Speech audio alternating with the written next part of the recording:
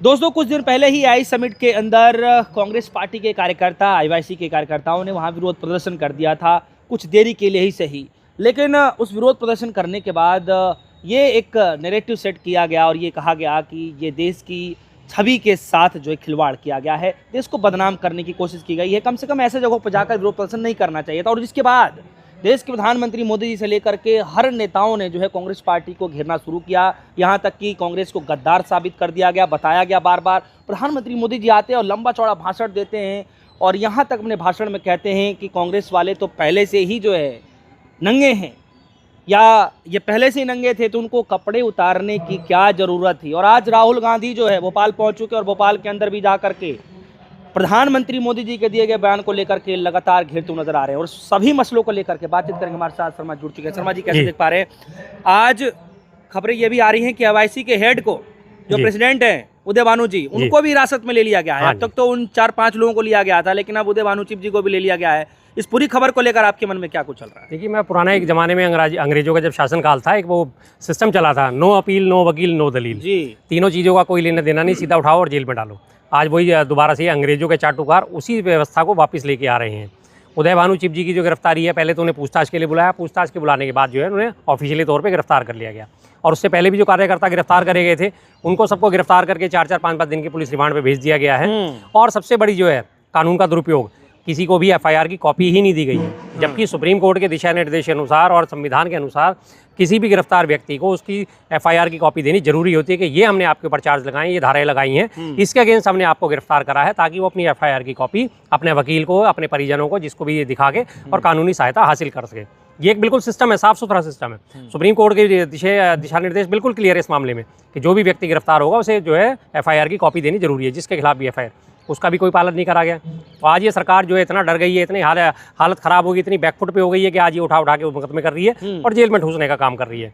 और जो बात करी प्रदर्शन की, देश विरोध उसे नाम दिया गया। देश विरोध किस बात का देश विरोध था भाई? वो आपकी नाकामियों का विरोध था। वो देश विरोध कार्य तो आप पहले ही कर चुके थे, जब गलगोटिया यूनिवर्सिटी जो है, जिसको आपने आमंत्रित वहाँ पे करा और उसने चीन से आयातित रोबोट को अपना कह के पेश कर दिया, तब पूरे देश की बेइज्जती नहीं हुई थी? देश की असली बेइज्जती वो थी जब वहाँ पे यूरोप के अखबारों ने, अमेरिका के अखबारों ने छापा था, मोदी जी का हाथ बलात्कारी प्रज्वल रेवन्ना के साथ, मोदी विज मास रेपिस्ट। ये थे, ये असली बेइज्जती थी देश की। ये बेइज्जती नहीं होती कि अगर किसी नीति से हमने असहमत हो गए, कंप्रोमाइज़ पीएम मोदी की जो है टी-शर्ट लहरा दी, और कंप्रोमाइज़ तो हुए। इसमें झूठ क्या है बताइए? इसमें कोई झूठ है कहीं भी किसी किस्म का? पूरी तरह सच है, कंप्रोमाइज़ हुए हैं। अमेरिका ने कहा 50% टैरिफ लगाऊंगा। जी सर, लगता है शर्मा जी की कम से कम जब पूरे विश्व के लोग जो है, बड़े बड़े कंपनियों के सीईओ, उनके ऑनर सब आ रहे हैं, तो ऐसे जगहों पर जाकर विरोध प्रदर्शन करना, कई लोग जो सवाल उठा रहे हैं कि ऐसे जगहों नहीं करना, कहीं और कर लेते, क्या दिक्कत थी? नहीं, कहीं और वाली बात नहीं होती इसमें। देखिए, जब इस बहरी सरकार को जगाने के लिए कुछ ना कुछ तो करना पड़ेगा। और रही बात कि वहाँ पे बहुत सारे दोषियों के लोग थे और सब कुछ था जो बार बार हवाला दिया जाए, तो ये लोग तब भी तो मौजूद थे जब वो गलगोटिया यूनिवर्सिटी वाला मामला उठा था। तब नहीं थे क्या ये लोग वहाँ पे? तब भी सारे लोग मौजूद थे। जब चीन के ऑफिशियल ट्विटर हैंडल से, चीनी सरकार के, और ये ट्वीट जारी करा गया, ये रोबोट तो हमने बनाया हुआ है, भारत इसे कैसे अपना बना के बता रहा है, तब बेइज्जती नहीं हुई? तब आपको शर्म नहीं आई? लेकिन आपने भाजपा ने फौरन देखा कि कांग्रेस ने प्रदर्शन कर दिया, अब देश के लिए शर्मनाक स्थिति हो गई है। अब देश के लिए शर्मनाक स्थिति तब नहीं थी जब आपका है कि वो नंगा मनोहर लाल धाकड़ सड़क पे जानवरों की तरह जो हरकतें कर रहा था, तब देश की बेइज्जती नहीं हुई थी? आप आज कांग्रेस को कह रहे हो कि नंगी कांग्रेस, कपड़े उतारने की जरूरत क्या थी? आप तो पहले से ही नंगे हो। जब आपके नेता सड़ेआम चलती सड़क पे जो है हरकत करते नजर आते हैं, तब आपको शर्म नहीं आती? जब आपके नेताओं का नाम एपस्टीन फाइल में आता है, हरदीप पुरी का नाम एपस्टीन फाइल में आ रहा है, तब आपको शर्म नहीं आ रही? और कितनी बार उसका नाम आ चुका, और वो कह रहा है मुझे पता ही नहीं जी, मैं तो मीटिंग के लिए जाता था और क्या मीटिंग होती थी मुझे पता ही नहीं। इसी एपस्टीन फाइल के नाम को अगर हम बात करी जाए, अगर वास्तविक लोकतंत्र की बात, ब्रिटेन के पूर्व राजकुमार एंड्रयू का नाम भी आया इसमें। जी। एंड्रयू का नाम आते उनकी गिरफ्तारी हो गई, गिरफ्तारी भी होगी। और तमाम दूसरे देशों में जो है राजनयिकों का, जो बड़े बड़े लोग थे, उनके जिसके भी नाम आते चले गए, सबने अपने इस्तीफे दिए या गिरफ्तार हुए। लेकिन भारत देश ही इतना बेशर्म जनता पार्टी शासित राज्य है, एक देश है कि जहाँ पे इस तरह की कोई हरकत होने की संभावना नहीं है कि वो अपने होने के बावजूद भी, अपनी गलतियाँ होने के बावजूद भी किसी को गिरफ्तार नहीं करेंगे, हरदीप पुरी से इस्तीफा नहीं मांगेंगे। आप एपस्टीन से क्यों मिल रहे थे? क्या आपका काम था? किस वजह से मिल रहे थे? और ना ये देखिए, सबसे बड़ी बात, देश की बेइज्जती तब नहीं हो रही थी जब इन्हीं की सरकार में, दिल्ली सरकार में मंत्री बना बैठा कपिल मिश्रा जो है, दिल्ली विधानसभा में मोदी जी की शीशा लेदर कर रहा था। लेकिन सवाल ये है कि मोदी जी एक तरफ जो है कांग्रेस पार्टी को घेरते हुए कह रहे हैं कि ये तो पहले से ही गंदे थे, ये पहले से ही नंगे थे, कपड़े उतारने की क्या जरूरत थी। अब मोदी जी को जो है, चलिए विपक्ष ने क्या किया वो एक अलग मसला है, विरोध प्रदर्शन क्या कहाँ किया, चलिए ठीक है, लोगों के पास ये मैसेज जा रहा है।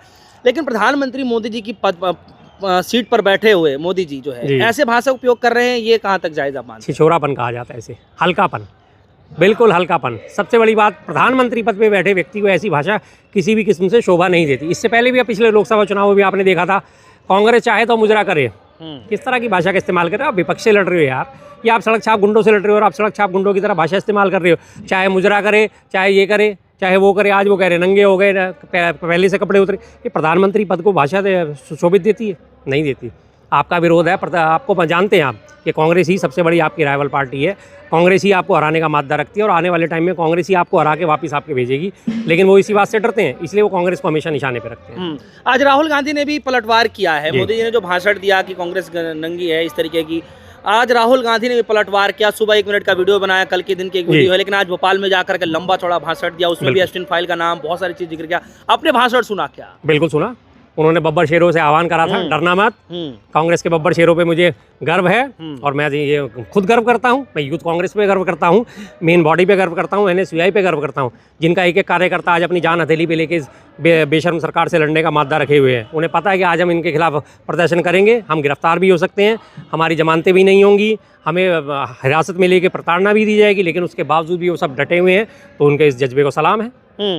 तो आपको क्या लगता है कि ये लड़ाई जो है क्या आगे और बढ़ने वाली है, या यहीं पर आप समझ रहे हैं कि जो है मतलब यहीं खात्मा किया जाए, एंडिंग हो जाएगा? क्योंकि अभी तो मुझे लग रहा है कि ये इसको शुरुआत ही माना जाए, क्योंकि अब तो कांग्रेस 140 साल पुरानी पार्टी है, जिसने 200 साल से अंग्रेज जो हमारे ऊपर राज कर रहे थे उनको इस देश से उखाड़ फेंका था।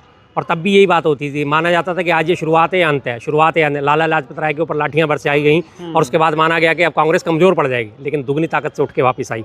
कांग्रेस के गांधी जी को जेल में डाला गया, कांग्रेस दुगनी ताकत से उठ के वापस आई। नेहरू जी को जेल में डाला गया, दोबारा दुगनी ताकत से उठ के वापस आई। तो कांग्रेस के बारे में तो मैं हमेशा से कहता आ रहा हूँ एक बात, कि कांग्रेस वो पक्षी है जिसे हमारे पुराणों में अग्नि पक्षी कहा जाता है। अग्नि पक्षी की क्या खासियत क्या होती है कि जब वो जल जाता है, उसकी जो राख हो जाती है, वो उस राख से दोबारा अपने आप को तैयार कर लेता और फिर से जवान रूप इख्तियार करके और फिर से शुरू हो जाता है। तो कांग्रेस आज वो अग्नि पक्षी है। आप इसे जितने दबाने का प्रयास करेंगे, ये उतना तेजी से बूमरंग करेगी। एक सवाल है शर्मा जी कि राहुल गांधी की संसद सदस्य जाने की बातचीत हो रही है, और मैं देख रहा हूँ कि पिछले कई दिनों से कभी जो है सुल्तानपुर चले जा रहे हैं, कहीं महाराष्ट्र चले जा रहे हैं, कहीं ना कहीं उनका केस लगा ही हुआ है। कम से कम 32-33 ऐसे चीजें हैं। बिल्कुल। और आज भी खबरें चल रही हैं कि उनकी गिरफ्तारी भी हो सकती है, उनकी संसद सदस्यता भी जा सकती है। छोटा सा मैं इस पर जवाब चाहता हूँ, आपको क्या लगता है कि इधर तो गिरफ्तारी शुरू हो गई है, क्या लगता है कि राहुल गांधी की भी गिरफ्तारियां हों कुछ समय? देखिए, हो सकता है, कोई इसमें बड़ी बात नहीं, क्योंकि सरकार पूरी तरह डरी हुई है। किसी ना किसी मसले को लेके वो कर सकते हैं, लेकिन ये करना उनके ताबूत में आखिरी कील साबित होगा। इससे पहले भी उन्होंने कोशिश करी थी, राहुल गांधी जी की संसद सदस्यता रद्द भी करी थी।